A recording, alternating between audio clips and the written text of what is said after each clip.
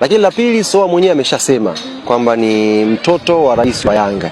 Alimtambua Engineer Hersi Said kama baba yake mzazi. Baba yake mzazi. Kwa nafikiri mimi sasa kama baba mdogo wa Soa, kijana wetu akipata timu kama Simba tutafurahi. Tutakuwa tumelea mtoto, tumebariki, tumelea mtoto, amekwenda kujitegemea.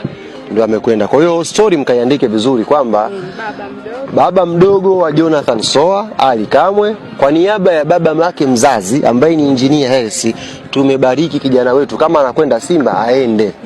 Na sisi kama wazazi tutakuwa tunamfuatilia kijana wetu, maendeleo yake. Muhimu tu kwamba wakisha anapata milo mitatu, analala kwa wakati, kwa tumemlea wenyewe, tunamjua. Tunamjua. Wamlipe hela yake mapema, bonus zake ziingie mapema. Unajua mtoto wetu Soa ni tofauti kidogo na Kitale.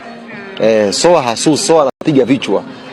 Kama mtu ana plani ya kumchukua Soa mtoto wetu, alafu ukamtia kwenye timu, alafu ukachelewesha bonus yake, mtakula vichwa viongozi wote. Tunamjua mtoto wetu, tumemlea, tunamjua vizuri. Kwa hiyo